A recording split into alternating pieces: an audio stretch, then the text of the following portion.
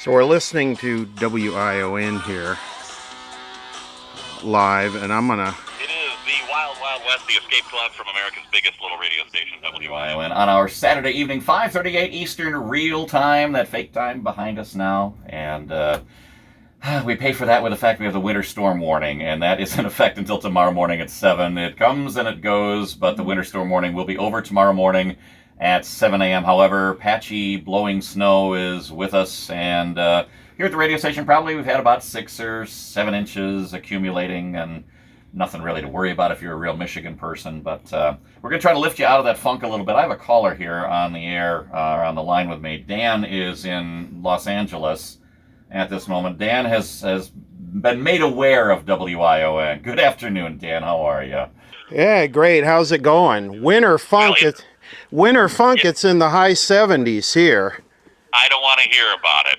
That's a little bit too warm for those of us that are having a wind chill right now, about 9 above, Dan. But good to talk to you. I know you tune in now and then to our radio station coming up at 6 o'clock tonight. Those that are going, what is Jim doing on the air? I'm just bored. I'm in here doing some cleaning. I'm bored.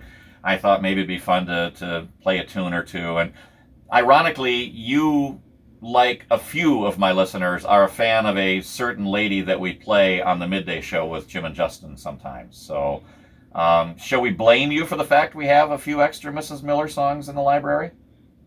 You could do that. Mrs. Miller was so well known in the 60s. She was on The Tonight Show. She has the most popular version of Happy Birthday ever put out there.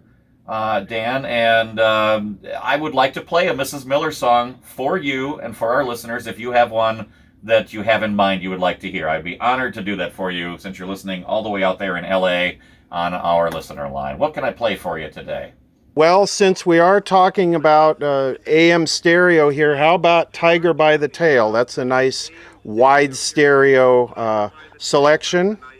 All right, we can do that for you. And for those that don't know, you do have a YouTube channel. Do you want to tell people what that is? It's kind of a radio and TV geek kind of channel. But I'm glad to have you tuned in, and appreciate all you're doing for us and for getting people involved in the restoration of these antiques. I think it's kind of fun that we're doing this stuff and teaching it to young people.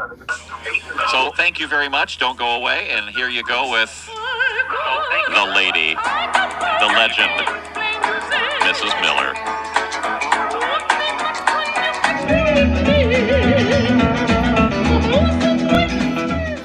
I'm here with Jim Carlisle at WION 1430 in Ionia, Michigan. Jim, kind of wondered a little bit about if you could give us some background on the station. Station will turn 70 years old in March of next year, 2023.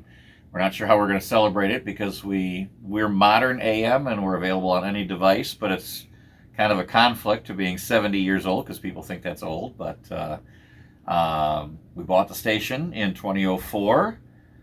It was set to be lost and deleted because it would have been off the air for a full year had we not gotten it resurrected, so to speak. So we dug up the corpse and breathed some life into it and had our engineers come in and make sure the transmitter would run. We were mono when we started. We had a very, very old control board.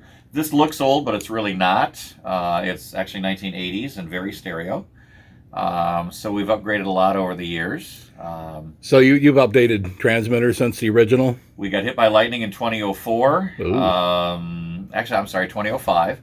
And we replaced the transmitter on July 4th weekend of 2005 with an AM stereo transmitter by Broadcast Electronics, BE as they're known.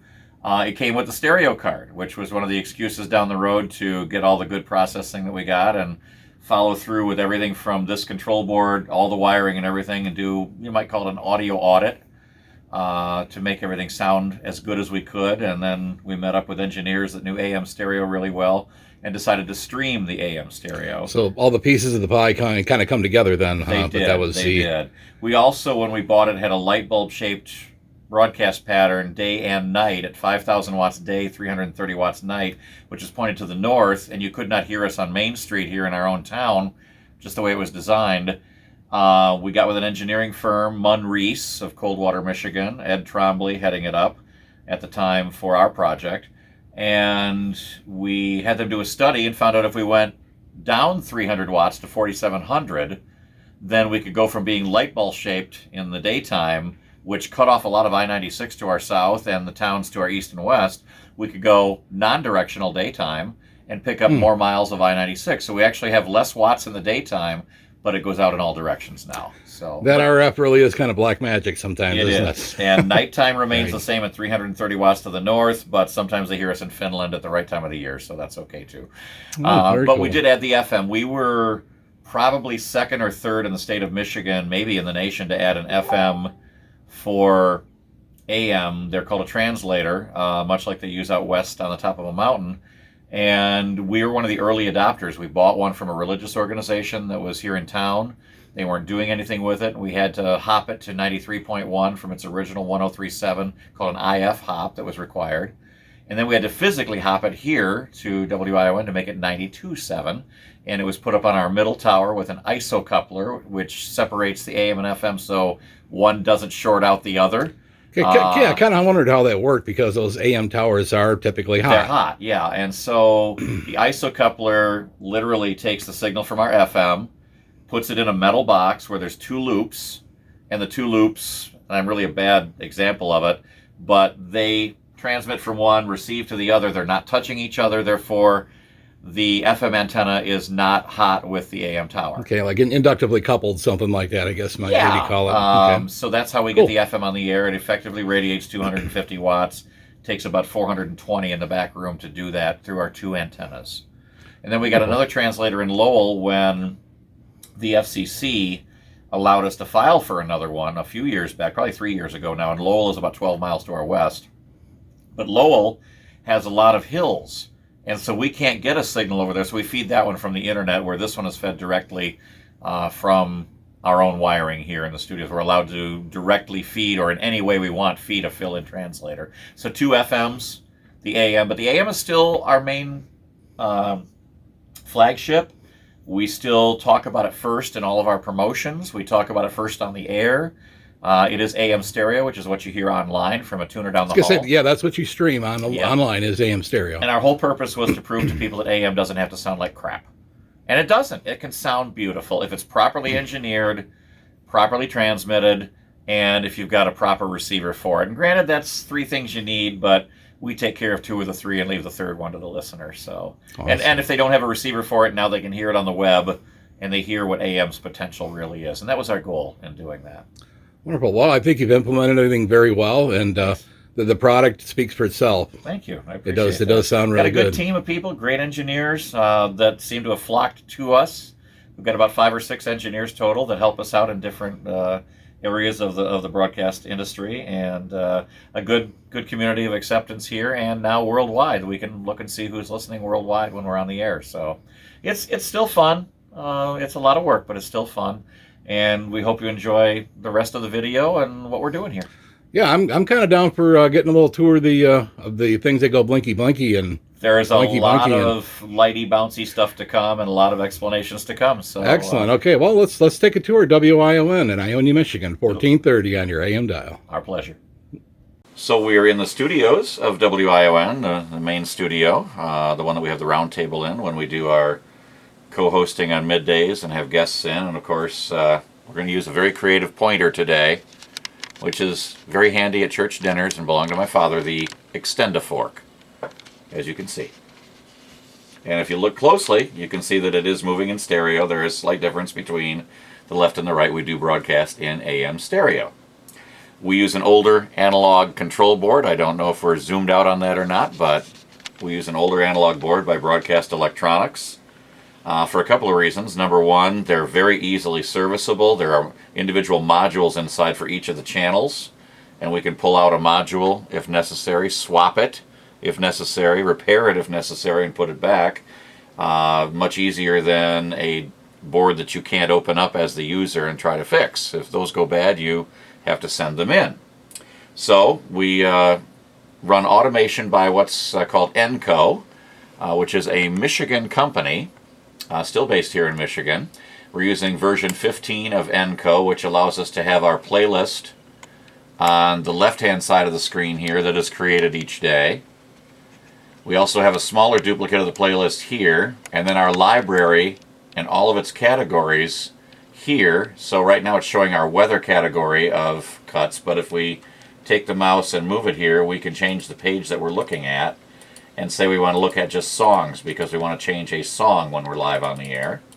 And I will be there we go, right there, songs. And then sort by title or artist or length if we wanted to substitute something for instance, Material Girl by Madonna. We could put in, oh good heavens, let's just grab something here. It's a nice day out, summer nights. We'll just drag and drop it, and there it is. And it's been added to the playlist.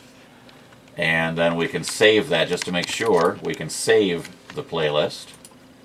And now that is locked in, and it shows in both the small log and the big one. We have periods of time in which commercials are scheduled. We're at 1:46 right now on a Saturday afternoon. We're actually behind our time by adding summer nights. So if I want to get rid of something like Material Girl by Madonna, I just left click and bring it down. It goes away. And we can do the same thing with Glenn Frey. Goes away. I'll probably have to add something back in because we may be ahead now, but that's how you add and delete when you're live on the air or if we take requests. On the right-hand screen is, and there's the fork again, is what we call the array, and this is the large array, and there are many pages of them. This is the main page that we would use on middays. There's another page for just utility use when you want to temporarily put something there. Popeye John on Monday nights has his own array. We have a Christmas array. There's a whole bunch of them. That's the Christmas one right there. And we can preview anything we want, and I can't do it without copyright problems, by just hitting the button, and it plays through a separate speaker but does not go on the air. Anything that's on the air goes over on from this screen and is played back on card number 1. And on our control board, ENCO number 1. The output is on ENCO number 1 on the control board. Anything that we want to hear in queue for ourselves only, or for making sure it's the right commercial or anything like that, plays on the secondary sound card, which comes into ENCO 2 on our control board as well. So it gives us some versatility when we are live. And we generate the daily playlist, which is a combination of the recipe and music that we have set out. We do all the automation locally. We do not bring in any music or commercials nationally except for news at the top of the hour. The local playlist of music is created in our streaming office through a recipe of what comes after what kind of categories we have. We mix that daily with the commercial log, and it automatically gives us a 24-hour playlist from which the computer plays it back as if somebody was operating it here in the studio.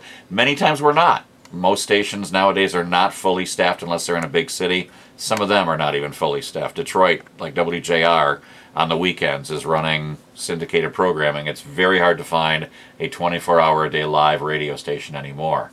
We are live whenever there are storms. We are live 9 to noon, Monday through Thursday. We are live for events in the area, and basically as much as we can, and occasionally just popping in to visit. So let me finish up by, let's see here, we're at 11:49 and 1:49 and 36 seconds. This song up here on the left monitor is going to take us to about 11:52. Celine Dion at 4 minutes will be 11:56.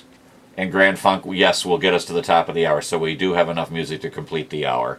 And at the top of the hour, anything that is playing will gracefully end the way it normally would, with what's called a soft branch, meaning it will not cut it off to go into news. We hate it when people cut off songs to go to another event on the radio. Our system lets whatever's playing at 59:59 complete, and then it gracefully goes into the top of the hour legal ID and plays the news at the top of each hour, and we do use Town Hall News at each top of the hour for our news service. To the right of our control board here, just wanted to give you the full look at what we do, you'll see the antenna here that was an AM-only antenna that we use. That is picking up the signal for the TU680 NAB tuner by Denon. That was a very popular and kind of expensive AM stereo tuner in the day. They perform well today. I've never owned one yet that needed capacitor changes or anything else. It just performs well. Probably by age it should have that, but they all sound great. We use that here in the studio We use one of those in our engineering room, our transmitter room, and we have spares in stock for any time that they might go bad. But that's what we actually use to monitor the stereo here in our studios. That's our air monitor. Below that, the reason this is here, this Sangean box, however it's really pronounced, I never looked it up, is to show us our RDS for the FM translator, 92.7 here in Ionia County. We don't do the traditional RDS with song title and artist. We have a little program that was custom written that when we turn it on does more than just show the call letters. It will allow us to put a tornado watch or a tornado warning on the air, or a severe thunderstorm watch, any kind of weather like that. We can even do birthdays if we want and put them on the RDS and surprise people. So that's there strictly to monitor the RDS. We do not listen to it. This model will do AM stereo. It is crappy. It is like most HD. It's not the full bandwidth. The channels are reversed, and it is kind of muddy sounding, but it would do AM stereo as a very basic, not good recommendation for it. We still keep a CD player here, mainly for Christmas time, when we dig out the Christmas CDs and anything that we've not dubbed into our digital system, so that's the reason for that, but notice it's not turned on. In the rack to my right, or to the right of any operator of the station, is the stuff required by the FCC and a couple other things that are handy to have.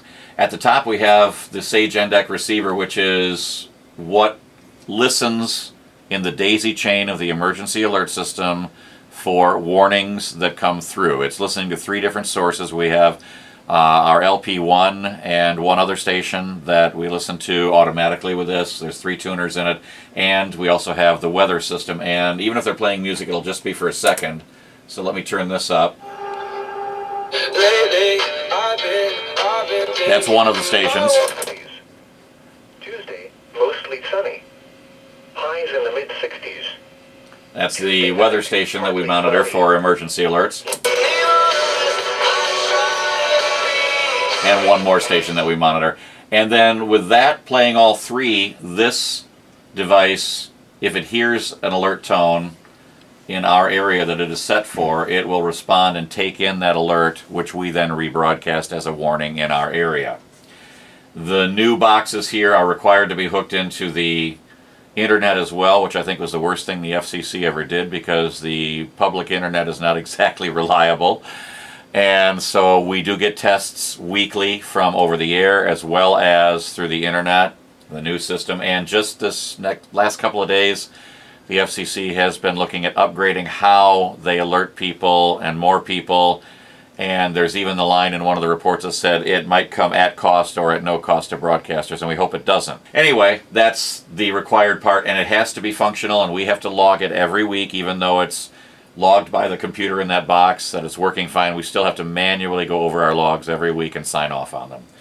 A distribution amp here takes care of the audio that comes in from our satellite receiver. The only thing we get from satellite is our news. It comes from a 10-foot C-band satellite and a backup one that we have on the outside here, and that brings us our town hall news from Salem News Radio.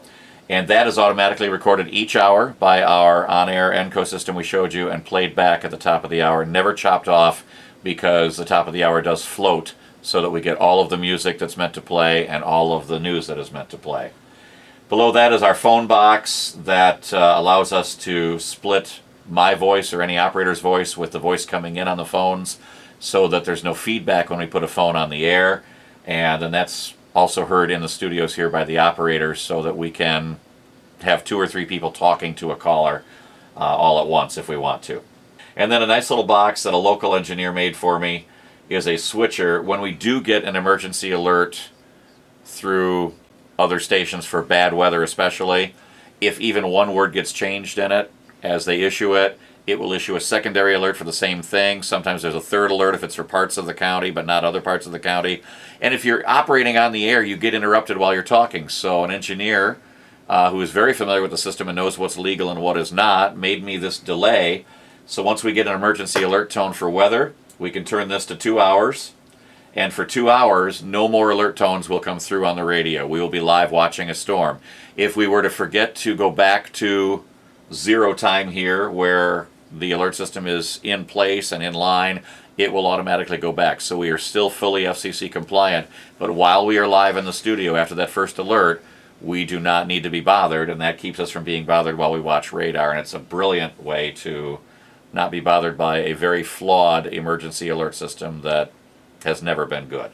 And lastly but not leastly, the bottom is our stereo switcher that automatically sends our audio from the satellite receiver to the recorder, and we can manually change what is being sent to what here. We have another one of these in the back room that also does which processor for AM stereo goes to our transmitter at any particular time.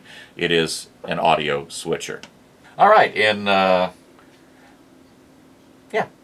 to the left of the control board, you wanted to know if we take live calls on the air. Yes, we do. The left-hand studio monitor, by the way, is for general internet, and it watches our weather station out back. We use the weather flow device from Tempest. Really like it. It can give us more information than we ever needed, and so we can get the temperature in our backyard and everything else that is up there. Listeners can use it. It's on our website. It can even show battery voltage on the system if it wants to. The most interesting part of it is when it shows us lightning in the area, how far, and how many strikes in the area. That's kind of cool. But we use this for everything. We use it for looking at local temperatures around the area, for the National Weather Service forecast, for any notes we have on our show prep that we want to remember to talk about, for multiple feeds of where listeners are online. Right now, we have some locals and some far away, Columbus, Ohio, and Berlin, Germany, and London, England, and Rockford, Illinois, and Raleigh, North Carolina. That goes up on the weekends during some of our more popular shows like Barry Scott's Lost 45s and Randy Edwards with Turntable Trainwrecks. And during live shows, it's more than a full page. But on weekends, people have other things to do, and they just kind of take us along. Okay, so calls. You asked about calls. You want to give us a call, and we'll just show how it works? Absolutely. All right. It'll probably echo a little bit, so if you want to step back to the other room. Yep. So we're going to take a call like we would on the air, and it will not go on the air because I haven't switched it. But Paul is going to call us, and you can see what happens. And it may or may not show your number, so I'll see if we can answer it quickly. Oh, I got to put a 1 in front of it because, Yes, you do need the 1 in front of it since the suicide hotline went into place. And I'll answer quickly so your number doesn't show. It shouldn't anyway. By the way, this is also the number that people text us, and that's the biggest use of this left-hand screen is texting to the studio. We take them in as emails, but look at all the inbound text messages that we have here, which is fantastic. And that texting to the studio bit, texting to a landline, has been absolutely wonderful for us here at WION. Going to make the call. He's going to make the call. I'm going to try to answer quickly as soon as it lights up. We use a different box to answer it, which puts it on the air. There it is. And when we hit that, what happens is Paul can hear me through my microphone here, and you should be able to hear Paul. I'm going to turn up the studio speaker here. Paul, how you doing?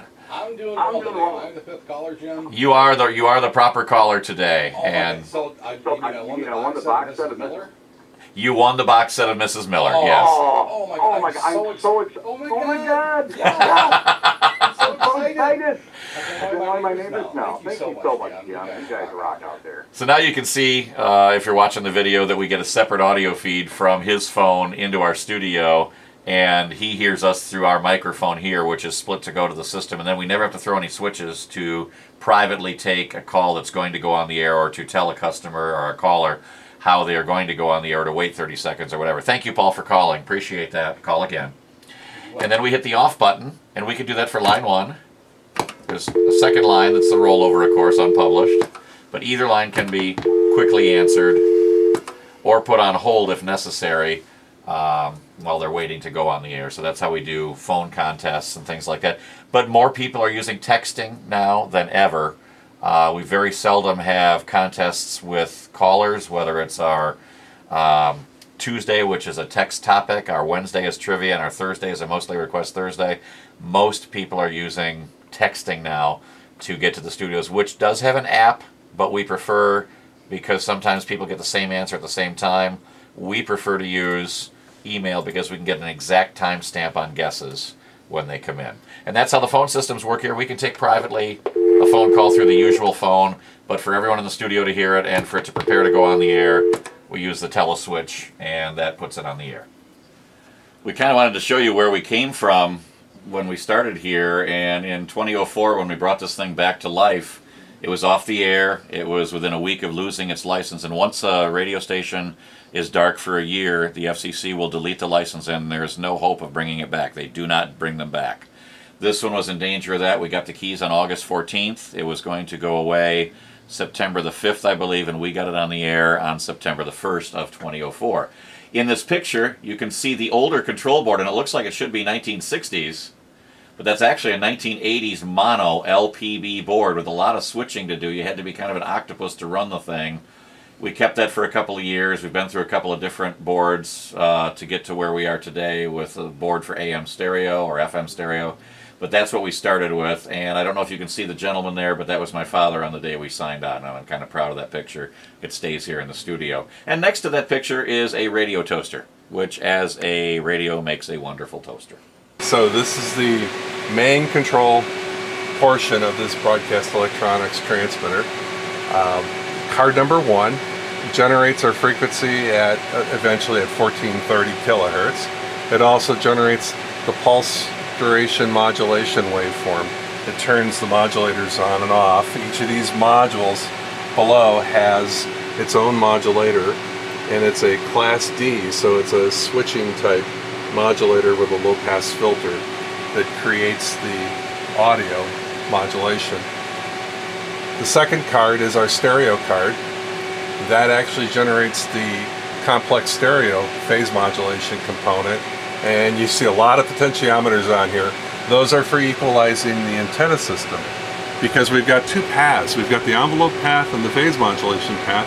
They're going through the transmitter in two separate paths, and then they combine at the end. They combine at the output of each of these modules, and it's the time delay that it takes to go through the amplitude path versus the phase modulated path is different.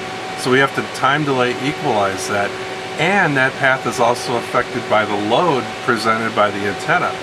So all these controls allow us to precisely adjust that time delay, add boost, cut high frequency response, whatever we have to do to make the two paths come together. One of the side benefits of that and doing AM stereo is that we can actually make the upper and lower sidebands far more symmetrical. Many directional arrays cause what we call sideband tilt. That directly creates distortion even in a mono receiver.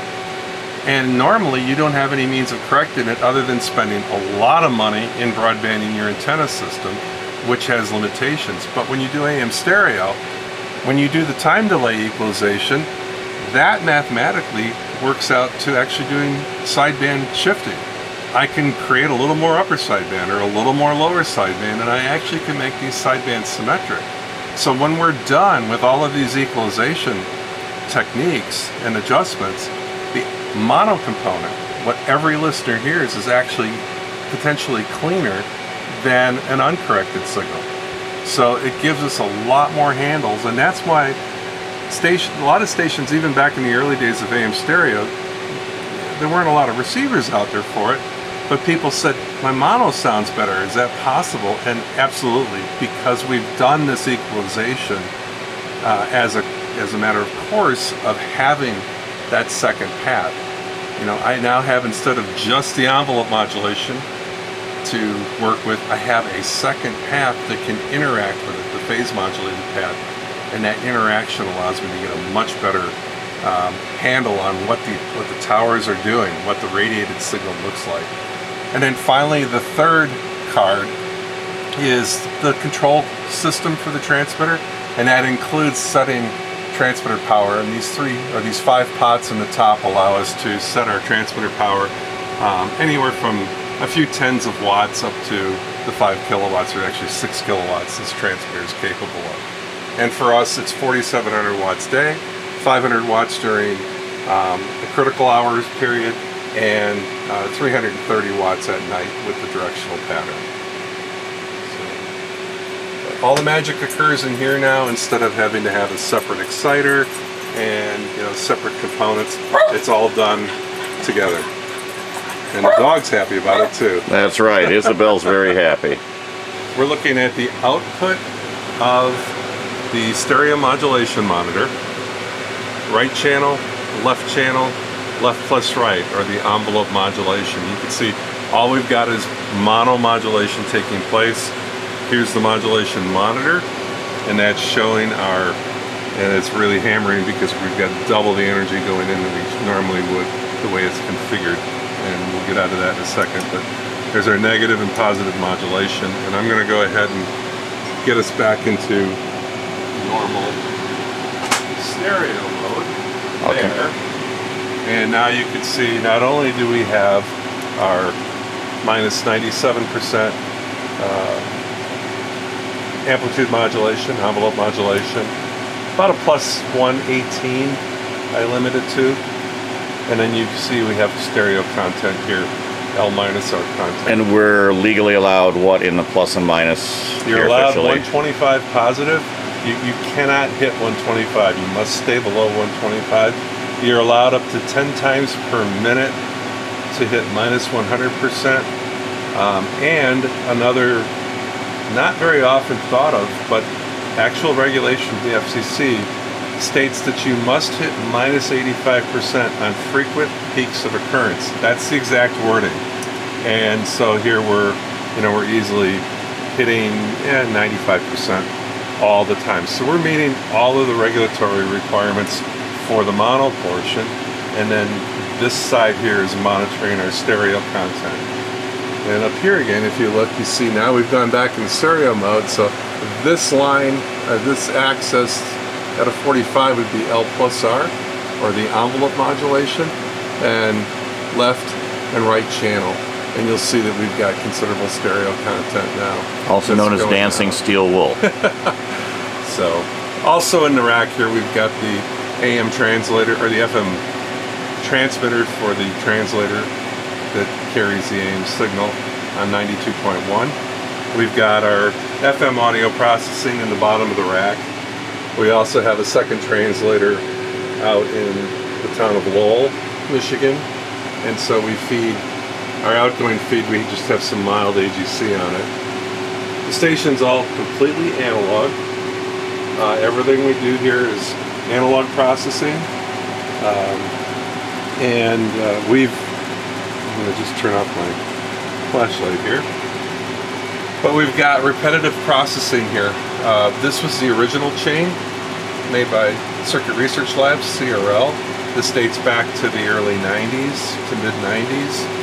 This was a very early implementation of NRSC processing, so 10 kilohertz limitation on the audio bandwidth that's required by law in the US, and the NRSC parenthesis curve.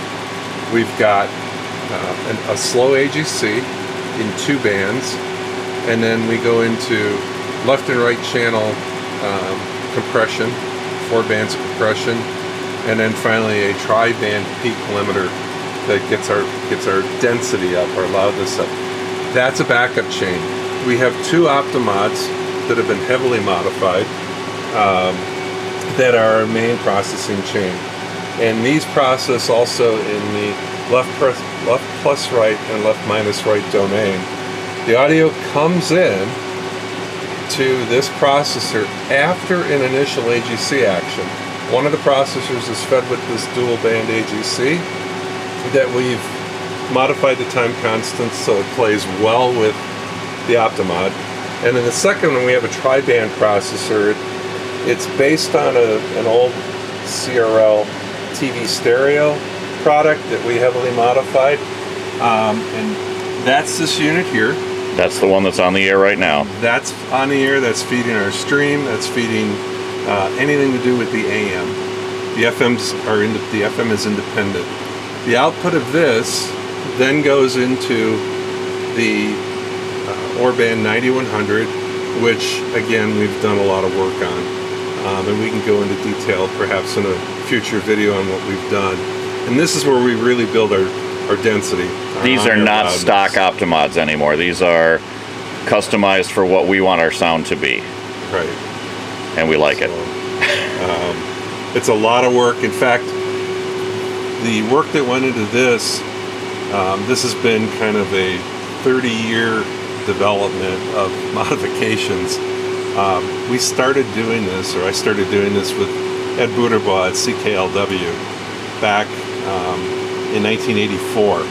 And he went to WJR in 85 or 86, and we continued our work together, and we developed the on-air processing chain that he originally used for a small amount of time at CKLW, then at WJR. They're no longer using this chain. They've gone to digital processing.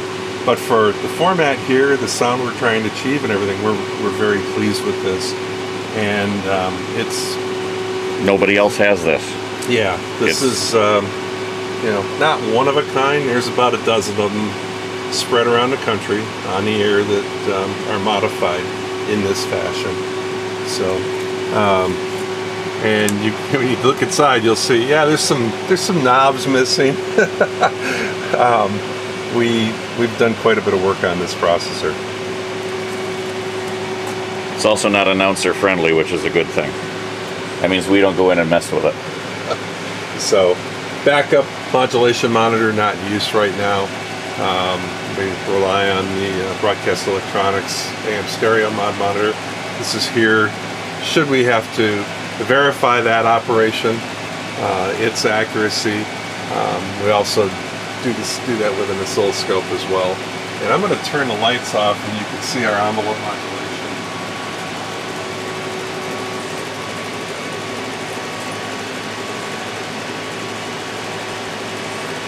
So we do a lot of monitoring of our signal.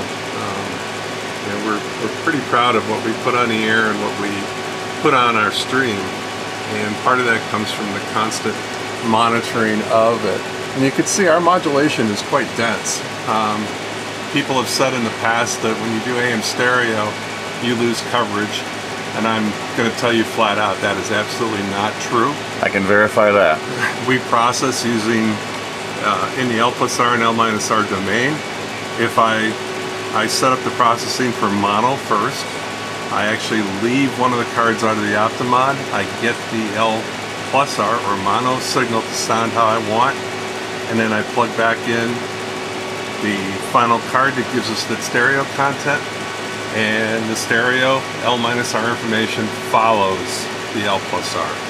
So we lose no coverage, we lose no loudness, we are as competitive as anybody else, and but we're carrying this extra channel of information, conveys the L minus R information, and gives us full stereo. And it makes us look like we're in the Twilight Zone, or what's the other show when we watch the monitor like this? The old we're in charge of the vertical and horizontal. Yeah, it is Twilight Zone. It is. Another thing that is different about AM stereo versus FM stereo. In AM stereo, the processing is what we call additive. We have the envelope modulation channel carrying our mono, and when we open up the stereo channel, it's a completely second channel of information. It's a phase modulation component, a very complex phase modulation, but it's a separate channel that is available for us to put additional information out over the air. In the FM stereo system, we are limited by our deviation of 75 kilohertz, give or take. The stations that go way beyond that, but theoretically we're limited to 75 kilohertz deviation. I can use that to transmit a 10% pilot tone and 65, and roughly 68% or 68 kilohertz deviation for a mono component, for a stereo only component, or for some ratio between mono and stereo. So when I go off and send left channel only in FM, my L plus R component reduces to about 45%, and my L minus R component reduces the same amount.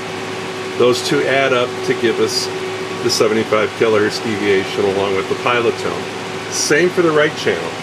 So you end up with a stage that's perfectly flat, and you pan across. With AM stereo, your L plus R component is always the same. It's always sitting at close to 100% modulation, and we're adding L-R. So that takes the platform of the stage from being perfectly flat, and it bends it towards, around your head is one way to look at it. And so when you listen to an AM stereo signal demodulated, it has a lot more stereo content to it than an FM. But it's still, if you send left only or right only, it still is just left only or right only.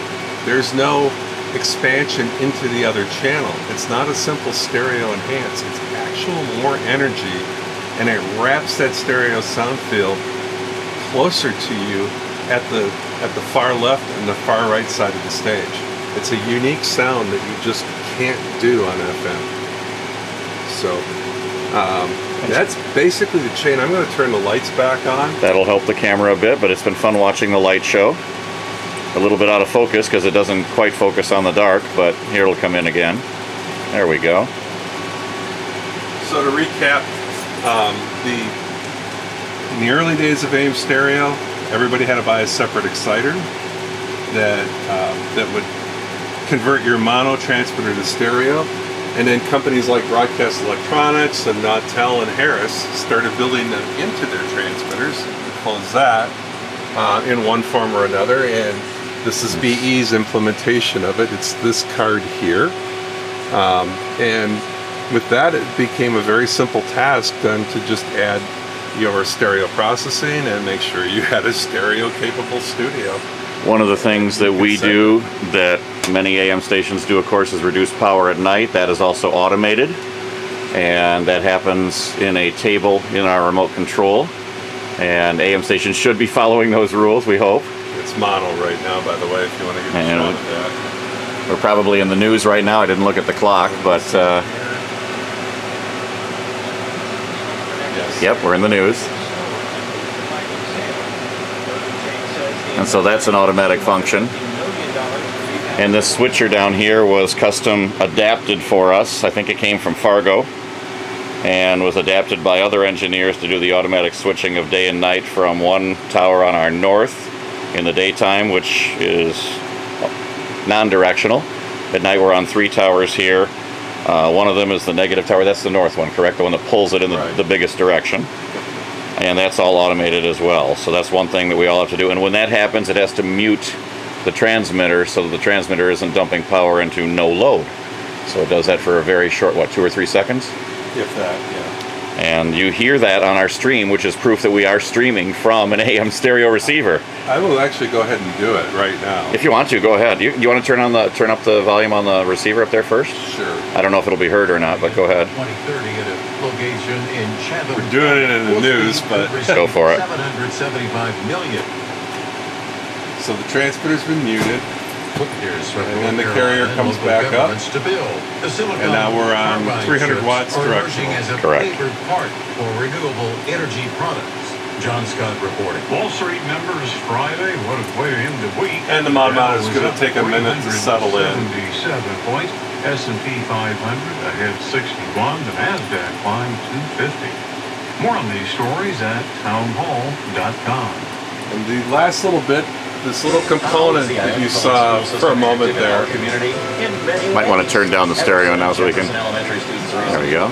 that little bit that you saw this direction, minus 45 degree, that's the 25 hertz, 5% pilot tone.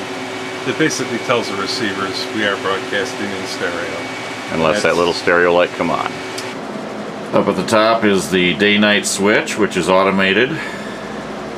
Lots of coils and a pickup for measuring our common point current. More coils and capacitors and metal, oh my. WION went from 500 watts, one tower, to 5,000 watts on 3 towers in about 1956 or 59, I believe. Don't have the exact date handy. Just for fun, thought you want to see the outside of the station on this nice October 1st. The north tower here was the very first tower when the station was 500 watts only. All our towers are 199 feet. Yes, we have satellite dishes stored there because I'm a satellite dish junkie. But originally 500 watts non-directional went a lot farther than it does today. And in about the late 1950s or 1960s, the station went to 5 kilowatts. And again, they added the 2 towers here for our originally directional daytime and nighttime, which gave us 5,000 watts daytime. Now we are directional only at night, and we are 4,700 watts on the north tower in the daytime. At night, we have 330 watts directional on a light bulb shaped pattern that goes toward the north, and unfortunately denies the city in the south of Ionia much signal, which is a good thing we have the FM translator. Translator is located, I don't know if you can see it or not, it'll be at the top here, the antennas, there you go, in our middle tower, isolated from the hot AM tower by what's called an isocoupler. You can't really see that, but it's inside the fence there. And that isolates it so that we don't feed back the AM into the FM and FM system and burn it all up. And it's a way of being able to put things on a hot tower and still keep the hot tower. You see the Starlink dish there, Elon Musk's Starlink, that's our backup when Spectrum goes down. There is a fire ring down there, as you can see probably in the distance as well, when we have a get-together here. And when this was a huge field, I don't know if you can see it as we get a little closer, but there's a boulder the size of Cincinnati next to the backup satellite dish down here. That's the original satellite dish that was used for communications to this station in probably the 70s. Scientific Atlanta made that one. But we use one that you can't see that's on the other side of the building for our feed for the news, although that one that's in sight right now can still be used. It is re-aimed and ready to go as a backup. And the Starlink dish feeds into the back of the building there, and then we use it as another source of internet. And it actually is working pretty well. We get some very good speeds out of it. But a very nice backyard, a total of 11.5 acres. Some of which now is grown up into trees. It would have been all open, but that separates us now from the housing development that's in back of those trees on the other side. One of my employees thought it was fun to put the the outhouse look on the north tower. So that's the outside backyard of the radio station, and originally there were 3 tower houses. There's only one left. It has no electronics in it anymore, as we have an ATU antenna tuning unit built and inside the fence there. So the north tower house is the only relic of the years gone by. Hello, Isabel. And now it's used for storage, but we took down the other 2 tower houses and replaced them with ATU housing, which are metal boxes handling the network that matches our antennas to our transmitter. So some of the things that guests like to see when they come to our studios are the display of either unique or antique electronics. The bottom there being a Magnavox black and white stereo set, stereo meaning the AM, FM, and the turntable, of course, from the 60s. I don't remember the exact date of that one. On the left, a Panasonic portable, still doing pretty well after many, many years. And in the center is an odd set that Philips had out for a very short time, which had a clock in the middle, analog clock set by PBS stations, if you had one in the area, or you could set it manually. And it also has light up feet and lights up the clock, so you could have a night light if you wanted to turn that on. So that's part of what's in the studio here. That's directly behind the console or the operator of the station. And in the winter, we turn on the console just because lots of the tubes in there warm things up, and sometimes turn on the Roku fireplace in glorious black and white. That's part of the collection here at the radio studios of WION. Other pieces on display at the studios And again, in the main studio, where guests enjoy sitting at the round table and kind of looking around, the Panasonic Toodaloop radios. And in back on the right,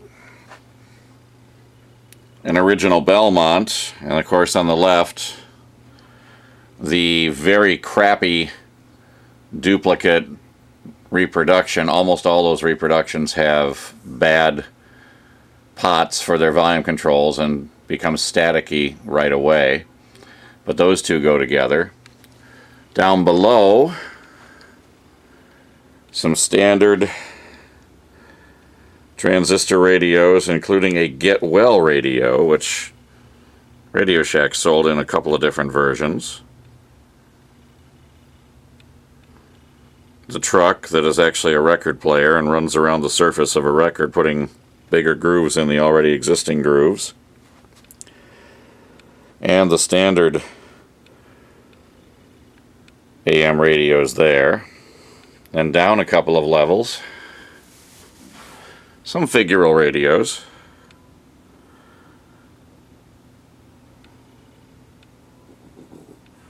And one more level to more of the figurals. None of these being worth anything really on the used market, just fun to collect, fun to look at. Nice discussion points for guests, but not really worth anything these days. Radios come and go around here. The one on the left was a gift from listeners. The McCord family redid all of the wood and left the inside to yet be restored by me or somebody. It's a beautiful, beautiful piece. One on the right, a Crosley. It looks a lot like the Zenith Cube radios did. And below that, a Marconi AM radio phono combination, all of which is still functioning. Picked up in Sault Ste. Marie, Michigan.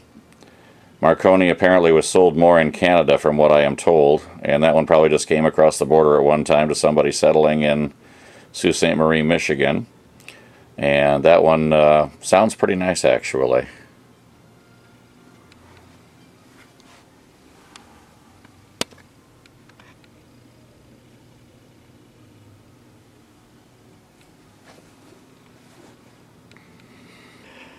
As we move over from those radios that we just talked about, Magnavox was known for making some wonderful furniture, so we'll start at the top here first. On top of the Magnavox console, a very interesting looking Spartan radio. This is the Spartan made in Canada, not in Jackson, Michigan. A couple of transistors on the side. What's holding it up though is this really nice Magnavox console. Speakers in the bottom.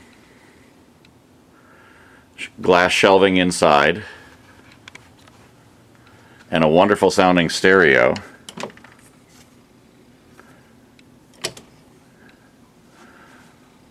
Which we use as a display for more radios. Again, not hugely valuable, just very nice to have on display at the station. They're just fun little radios, and we're looking for the turntable to go in there, the actual one that drops in the bottom. It was missing when we got the Magnavox furniture, but they're not hard to find. We just haven't spent a lot of time looking for it. It sounds beautiful when it's turned on, and nice storage area. The pen radio there is from the 70s in the center. Some more figural radios, a crystal radio in the middle that my father and I built together. One of my favorites. And some other radio fun things. The Champion spark plug radio is the AC powered version, not the DC powered version, AM only. The chess radio, just because I like to badly play chess. And a very small toy turntable, like the one I had as a kid. One of our guests on our shows semi-regularly is an auctioneer and estate specialist. And he always says we buy back our childhood, and indeed we do. I had one of those when I was a kid. Santa brought it my way. They close the doors on those. Again, part of the studios at WION, just because it's kind of fun for guests to have things to to see and to talk about. So there's the Magnavox and the ones we just spoke of. And then the transistor radios we talked about. And the televisions, now leaving just the one of them on. One of the fun things in the studio, other than the other radio collection that hopefully you've seen or will see, depending on how this video gets edited, is a crystal radio. It runs on just the power of the AM in the air.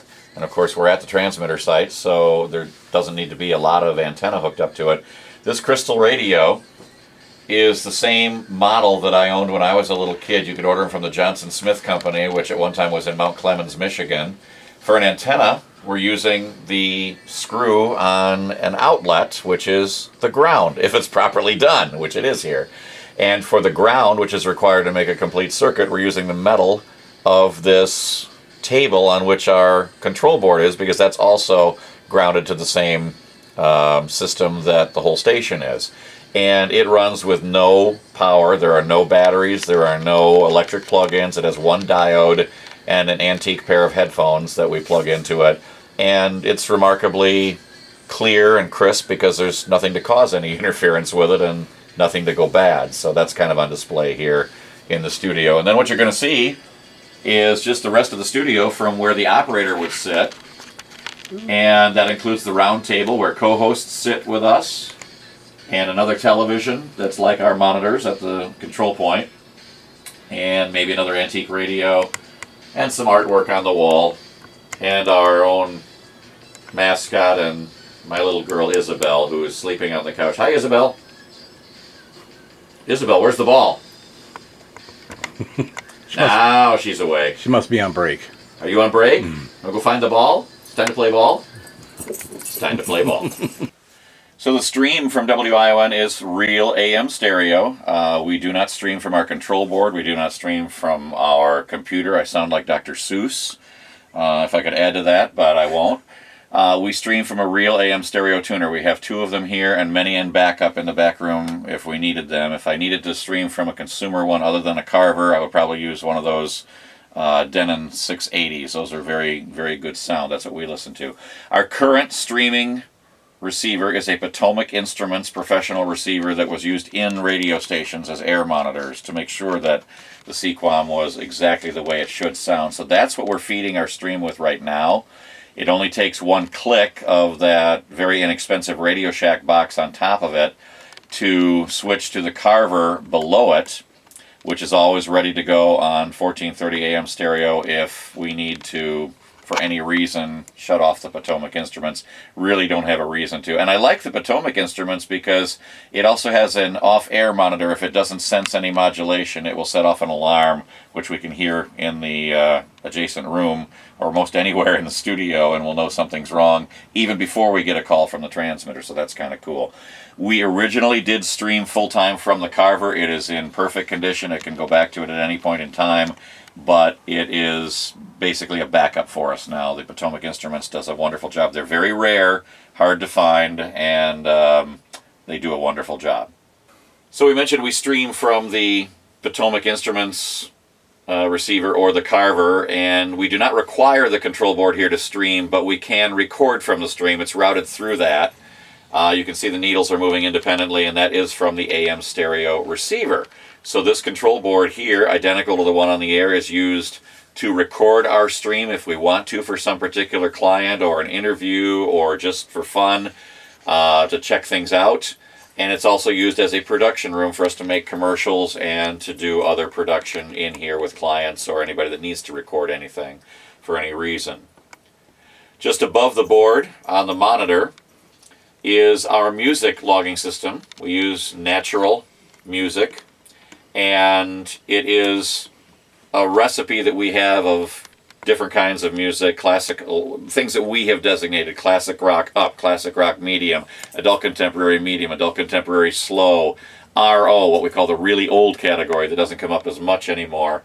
And we have the recipe, and we move those around in a master clock of where we want them to play each hour 24 hours of the day, and that would be different than someone else's clock that they might do at another radio station. Even if they have the same library, the recipe here is different than the recipe at another station, much like your grandmother's recipe for apple pie is different than your best friend's grandmother's recipe for apple pie. They'll taste different.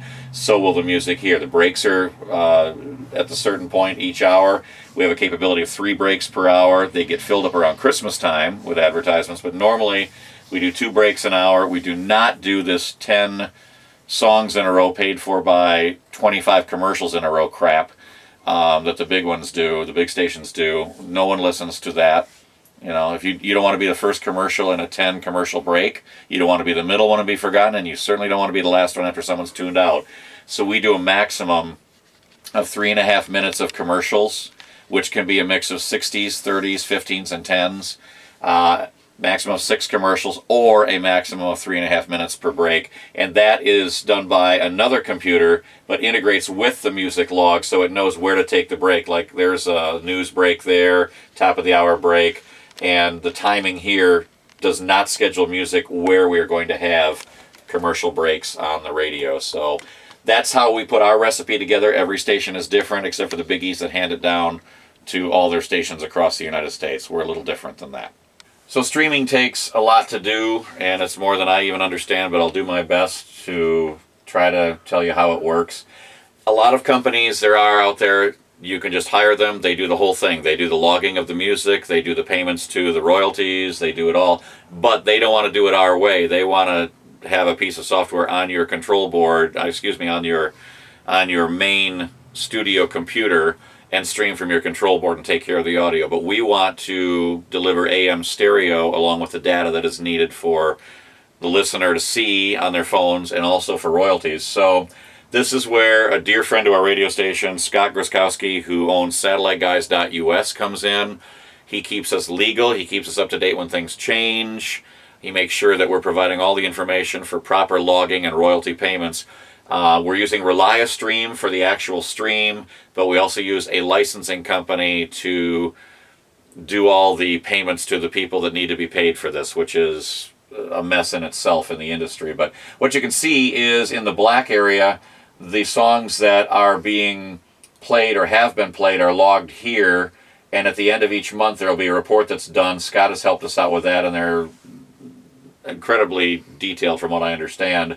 To put that all together, but you can see what has been played and what is playing right now on the air. Of course, we can't play that for you because of royalties and copyright strikes on this channel.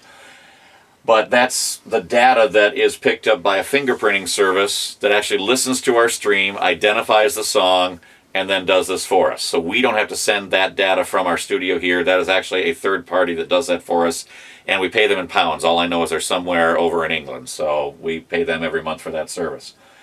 Next to that, on the same screen, is the actual software that is putting us on the web. You can see there's an input and an output level meter that monitors our levels, and that is actually what marries the data with the audio from the receivers we showed you and sends that all out to be sent to the world through another set of servers.